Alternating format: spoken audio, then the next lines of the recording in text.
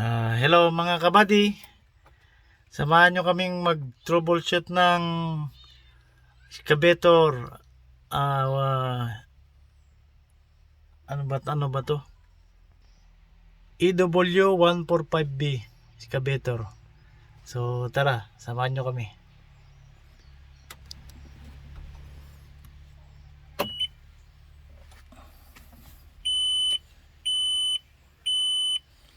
So ayan mga kabady, maingay siya, umiiyak, ibig sabihin meron siyang trouble.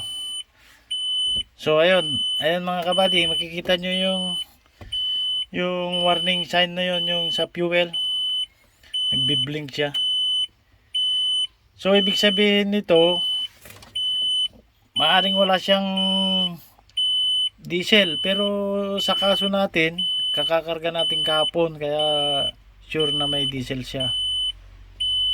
Kaya hanapin natin yung trouble. Tara, samahan nyo kami.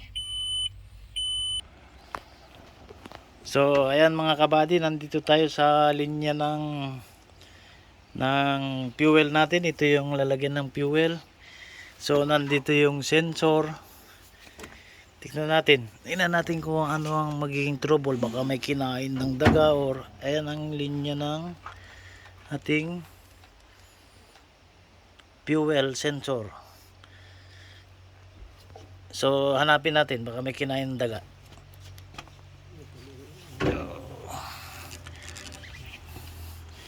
Ayan, trace natin. Kaya hawakan mo. Yan.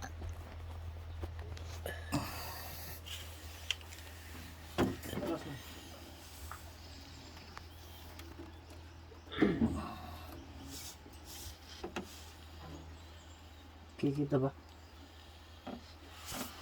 Yun, putol.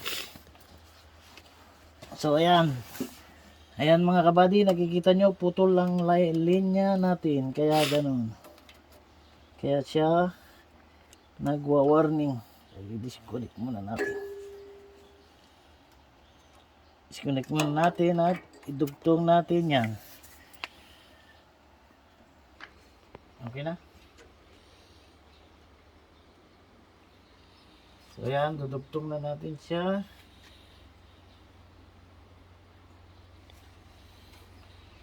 Then lagyan natin ng, buksan mo.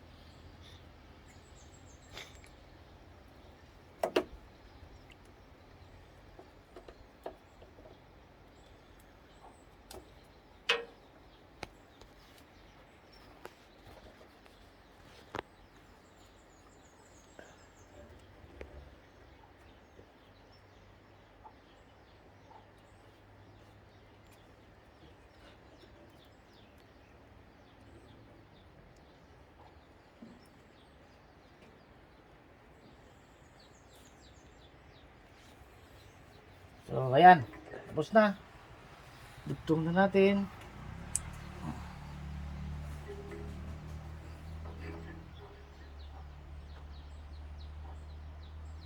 Ano ba yung lock nito?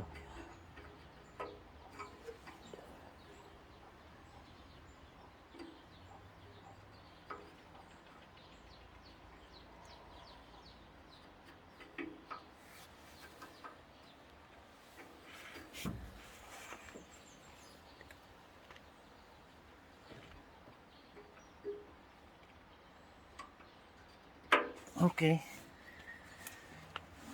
So punta na tayo sa loob at tingnan natin kung ano yung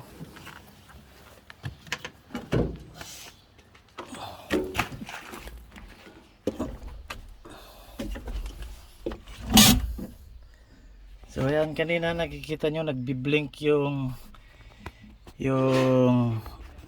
fuel gauge natin. Kaso marami naman tayong fuel kaya hindi fuel ang diferensya.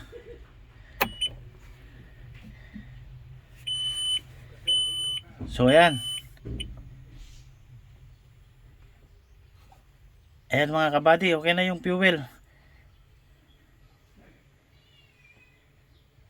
Kita nyo?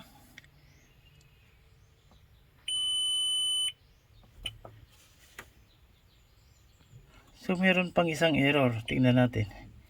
Pero ang fuel natin is okay na.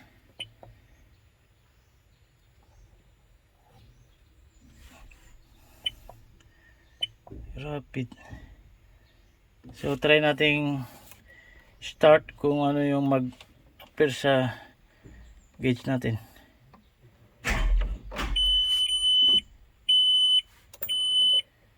So yun, okay na yung fuel.